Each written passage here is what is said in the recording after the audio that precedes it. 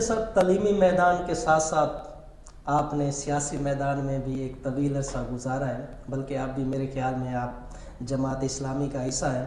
آپ نے سیاست کا آغاز کب اور کیوں کیا؟ پہلی سیاسی جماعت کون سی تھی آپ کی؟ اصل میں پیدائشی طور پر جماعت اسلامی کے گھرانے سے تعلق رکھتا ہوں۔ اچھا۔ میرے ماموں جو میرے سسر بھی تھے وہ جماعت اسلامی کا ایک تاسیسی اجلاس ہوا تھا 1942 میں، جب اس کی بنیاد رکھی گئی۔ اس میں جو 75 آدمی شریک تھے ان میں وہ ایک میرے ماموں اور سسر وہ بھی شامل تھے۔ ہمارے اصل میں مربی وہی تھے، ہم ان سے متاثر تھے، اس لیے اسٹوڈنٹ لائف سے ہم اسلامی جمعیت سے اتفاق کرتے تھے۔ میں ان کا رکن تو نہیں رہا لیکن باقی ان کے ساتھ۔ اس کے بعد پھر میں جماعت اسلامی کا رکن تو بنا، ابھی میں ان سروس تھا، میں جماعت میں نے رکنیت حاصل کر لی تھی۔ 1913 کا جو الیکشن تھا وہ الیکشن جماعت اسلامی نے حکم دیا کہ الیکشن لڑنا ہے، پھر وہ میں نے الیکشن لڑا، لیکن میرے خیال میں اس میں ہماری کوتاہی تھی۔ اگر میں نے الیکشن لڑنا تھا جس بنیاد پر انہوں نے مجھے کہا کہ آپ کے شاگرد ہیں آپ الیکشن لڑیں، نہیں، پھر وہ یہ تھا کہ میں ریٹائرمنٹ کے ساتھ ہی میں کام کرتا، اپنے نوجوانوں تک اپنا پیغام پہنچاتا کہ ہماری کیا دعوت ہے وہ پہنچاتا پوری تیاری کے ساتھ۔ لیکن چونکہ میں تو غریب آدمی تھا، الیکشن لڑنے کے لیے وسائل درکار ہوتے ہیں، تو اس لیے سائنٹیفک جیسے ہوتے ہیں نا پلاننگ، اس کے تحت ہم نے الیکشن نہیں لڑا۔ ہاں، ہماری دعوت تو وہی ہے جو آج کل ماشاءاللہ انقلاب کی باتیں ہو رہی ہیں، حقیقی انقلاب کے داعی تو ہم ہیں۔ ہاں، بہرحال میں نے 13 میں الیکشن لڑا، اس سے سیکھا بہت کچھ، لیکن اب نہ عمر کی اجازت دیتی ہے نہ وسائل۔ الیکشن لڑا جا سکتا ہے اور کام کیا جا سکتا ہے۔ میری خواہش اور کوشش ہے، ان میں سے ایک صدام الحق خان ہیں، کہ بھی کوئی دوست ایسے آئیں جن کی بیک پر ان کے برادری کا ووٹ بھی ہو، علم بھی ہو، کردار بھی ہو اور صلاحیت بھی ہو۔ مجھے اس نوجوان میں یہ چیزیں نظر آتی ہیں، اس لیے پچھلے الیکشن میں ان کے ساتھ تھا۔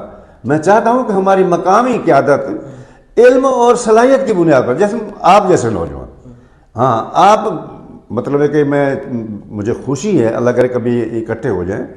چانڈیا برادری کے پاس میں نے اندازہ لگایا کہ 60,000 ووٹ ہے آپ کا۔ اگر آپ کا کوئی صالح نوجوان متفقہ طور پر سامنے آئے تو انشاءاللہ یہ جو قوم بھٹکتی پھر رہی ہے ان کو ایک سربراہ، ایک قائد مل سکتا ہے۔ اچھا سر، جماعت اسلامی کے بارے میں کہا جاتا ہے کہ یہ ایک بڑی منظم جماعت ہے، یہ بڑے بڑے جلسے بھی کرتی ہے، اجتماع بھی کرتی ہے، اور اس کا جو ایک سسٹم ہے امیر سے لے کر نچلے درجے تک جو یونین کونسل لیول تک اس کے عہدیدار ہیں وہ ایک مکمل جمہوری پروسیس کے ذریعے آتے ہیں، لیکن اس کے باوجود انتخابی میدان میں جماعت اسلامی آج تک کامیاب کیوں نہیں ہو سکی؟ اتنی منظم جماعت۔ آپ ٹھیک پوچھ رہے ہیں۔ سراج الحق صاحب جو ہمارے صاحب کا امیر تھے، ان سے کسی نے پوچھا تھا کہ سراج الحق صاحب، یہ لوگ الخدمت کے پلیٹ فارم پر آپ کو پیسے دیتے ہیں لوگوں کے لیے اور الخدمت کی خدمات ہیں، تو پیسہ تو لوگ آپ کو دیتے ہیں، ووٹ آپ کو کیوں نہیں دیتے؟ تو میں ان کا جواب یہاں آپ کو سامنے رکھوں گا۔ انہوں نے بڑی خوبصورت بات کی۔ انہوں نے کہا جی ہماری قوم پیسے کی قدر سے واقف ہے، لہذا وہ کہتے ہیں کہ پیسہ ان کا وہاں جانا چاہیے جو ضائع نہ ہو، اور الخدمت پر ان کو اعتبار ہے کہ وہاں پیسہ ضائع نہیں ہوگا، مستقیم تک پہنچے گا۔ انہوں نے فرمایا کہ لوگوں کو ووٹ کی قیمت کا پتہ نہیں، قدر و قیمت کا پتہ نہیں۔ جس دن ہماری قوم کو ووٹ کی قدر و قیمت کا پتہ چلے گا کہ یہ تو تقدیر بدلنے کا واحد راستہ ہے، تو پھر وہ ووٹ بھی جماعت اسلامی کو دے گی۔ اب یہ اپنی یہ کوتاہی تسلیم کرتے ہیں کہ ہم نے اپنی قوم تک اپنا پیغام، اپنی دعوت صحیح معنوں میں پہنچائی نہیں ہے، لوگوں کو پتہ ہی نہیں کہ حقیقی انقلابی تو ہم ہیں۔ اب قوم انقلاب مانگ رہی ہے، ہم تو چاہتے ہیں، ہم تو پہلے سے اس میدان میں موجود ہیں کہ یہ انقلابی نوجوان ہمارے دست و بازو بنے تو انقلاب انشاءاللہ یقینی ہے۔ اچھا سر، آپ نے بڑا سیاسی اتار چڑھاؤ دیکھا، کئی حکومتیں بدلتے آپ نے دیکھیں، آپ ایک تاریخ کا بھی بڑا وسیع مطالعہ رکھتے ہیں، آپ کرتے ہیں مطالعہ۔ ماضی اور حال کی جو سیاست ہے اس میں آپ کیا فرق دیکھتے ہیں؟ اصل میں انگریزی میں ایک لفظ ہے ڈیٹیریوریشن، اس کا اردو ترجمہ ہے تنزلی، گراوٹ، اس طرح۔ ہمارا معاشرہ چونکہ مجموعی طور پر گراوٹ کا شکار ہے، تو سب سے پہلے ہماری خرابی یہی ہے کہ دیکھیں یہاں چوک پہ نا ایک کملا شخص پھرتا ہے، اس کا صرف یہی کہ سر ہی خراب ہے نا جی، باقی تو ہاتھ پاؤں اس کے ہیں، لیکن سر خراب ہونے کی وجہ سے اس کے ہاتھ پاؤں بھی کسی کو نفع نہیں پہنچا سکتے، کسی کو نقصان پہنچا سکتے ہیں۔ بالکل صحیح۔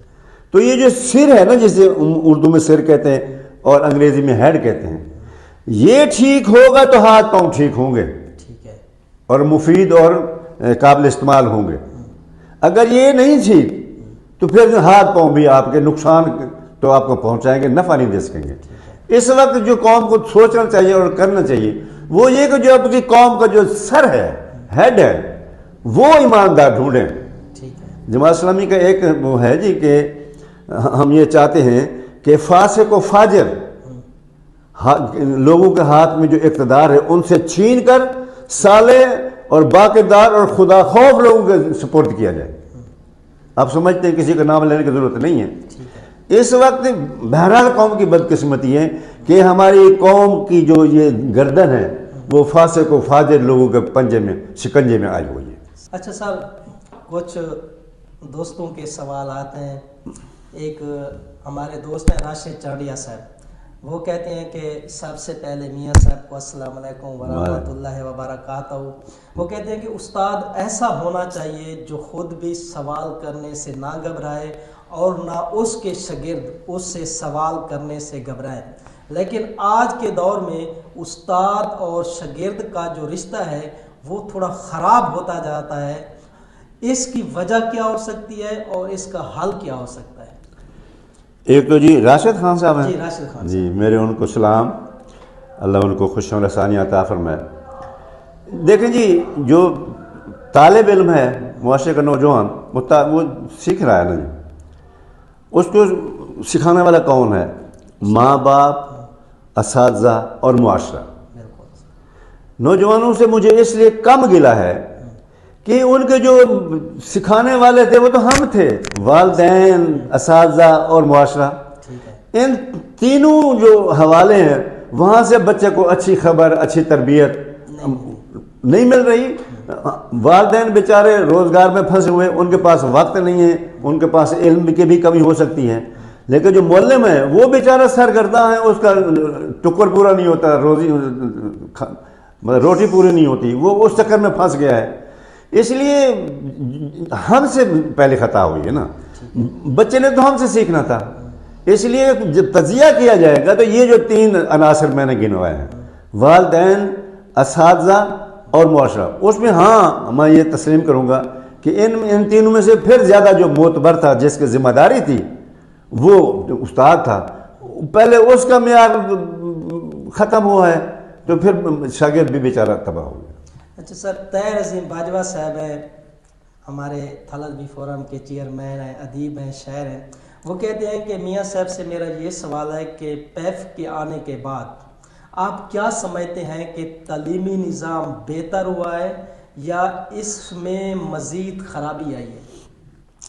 دیکھیں جی، پیف کے بارے میں یہ بات کہوں گا کہ پیف کے آنے سے یہ ہوا ہے کہ جو بھی پیف کے سکول ہیں وہ بچوں کو اپنے ان کا ایک سالانہ ٹیسٹ ہوتا ہے، QAT کے نام سے، اس میں اگر فیل ہو جائیں تو گرانٹ بند ہو جاتی ہے۔ اس وجہ سے محاسبہ بہت اہم ہو رہا ہے وہاں پہ۔ لہٰذا میں بھی ایک پیف سکول کا مالک ہوں، ملت ماڈل سکول کے نام سے، ملت اکیڈمی آف سائنس، تو ہم بھی کم از کم 40 ٹیسٹ لیتے ہیں۔ اس لیے کسی حد تک تو بہت اچھا ہو رہا ہے۔ اچھا سر، ایک اور دوست ہیں ذکاءاللہ ذکی صاحب، وہ کہتے ہیں کہ سکولوں کو پرائیویٹ کرنے سے کیا تعلیمی نظام جو ہے ہمارا وہ تباہی سے دوچار نہ ہو جائے گا؟ حکومت کے اس اقدام کو کیسے دیکھتے ہیں؟ اچھا، یہ ایک بڑا پیچیدہ سوال ہے۔ پچھلے دنوں یہ شہباز شریف وزیر اعلیٰ تھے، تب ایک سکیم آئی تھی کہ ہر سکول میں 4 ٹیچر لگا دیے گئے تھے۔ اور ہر 15 اسکول پر ایک AU لگا دیا گیا تھا. وہ بڑی اچھی اسکیم تھی.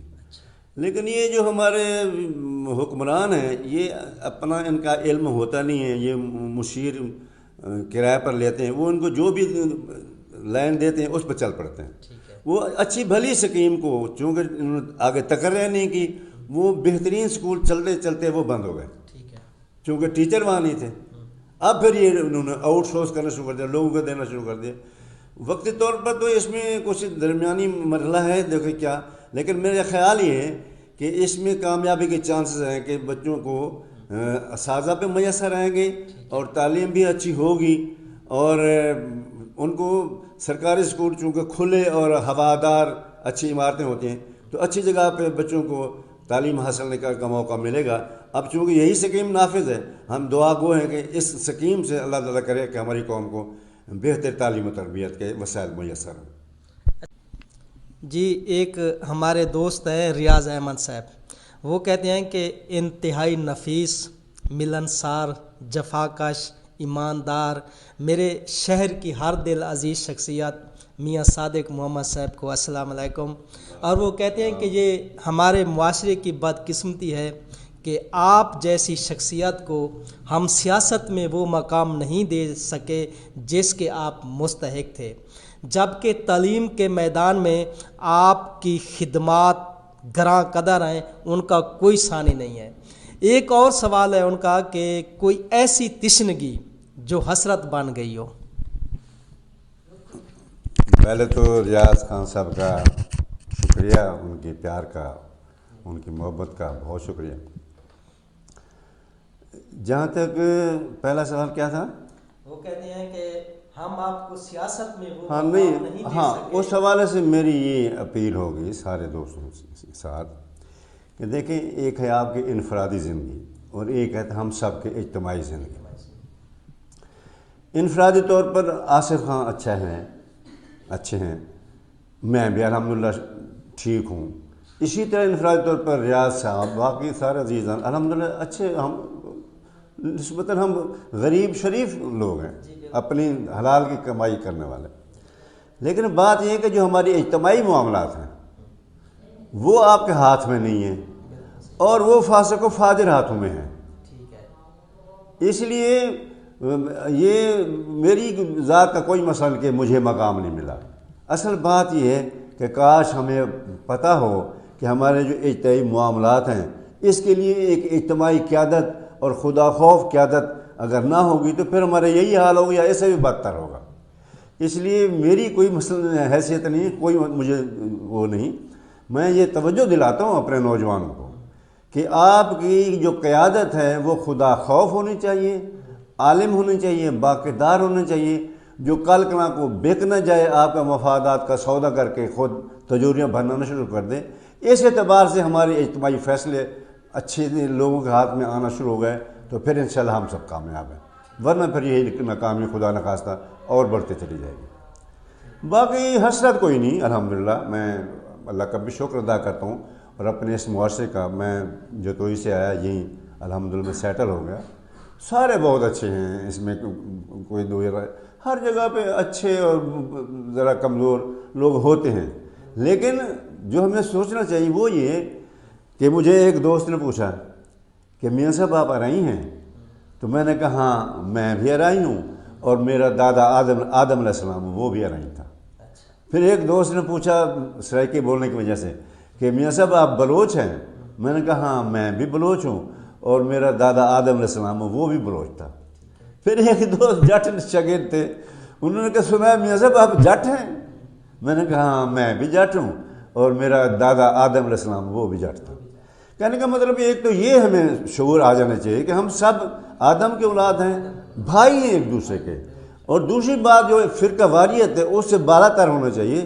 ہم سے یہ ظلم ہو رہا ہے کہ ہم نبی مہربان کی امت ہیں, کسی اور کو تو اس میں کلمہ نہیں پڑھا رہے لیکن اپنے ہی بھائیوں کو, مسلمان بھائیوں کو دھکے دے رہے ہیں, دائرہ اسلام سے خارج کر رہے ہیں. وہ شیعہ تو کافر, وہ بریلوی تو مشرک, وہ دیوبندی تو گستاخ رسول. یہ نہیں, ہم سب الحمدللہ وہ ہے نا وَاعْتَصِمُوا بِحَبْلِ اللَّهِ جَمِيعًا وَلَا تَفَرَّقُوا, کہ اللہ کی رستی جس کو دین کو کہا گیا، قرآن کو کہا گیا، کہ اس کے ساتھ وابستہ ہو جاؤ، مضبوطی سے پکڑو اور فرقے نہ ہو جاؤ۔ یہ بڑی بدقسمتی کی بات ہے کہ علماء نے ہمیں فرقوں میں دھکیلا ہے، اور وہ بیچارے بہت بڑے خطا کار ہیں کہ ولا تفرقوا کے حوالے سے یہ سارے دوستوں سے غلطی ہو رہی ہے۔ اللہ تعالی ہم سب کو ہدایت عطا فرمائے۔ ہم اس تعصب سے بالا تر ہو کر مل جو کر اجتماعی فیصلے صحیح کرنا شروع کر دیں گے تو انشاءاللہ پھر خیر ہے۔ بس یہ کامیابی نہیں حاصل ہو پا رہی، بس یہ ایک تھوڑا سا ہے، اس میں بہتری آ سکتی ہے، اس کے لیے ہم سب کو مل کر کوشش کرنی چاہیے۔ بہت شکریہ۔ اللہ آپ سب دوستوں کو خوشیاں آسانیاں عطا فرمائے۔ یہ تھل فورم کو، ان کے کارکنان کو، یہ جو ایک ماشاءاللہ شعوری بالیدگی کے لیے ہمارے لیے کام کر رہے ہیں، اللہ ان کو اس پہ اجر عطا فرمائے اور برکت عطا فرمائے۔ بہت شکریہ۔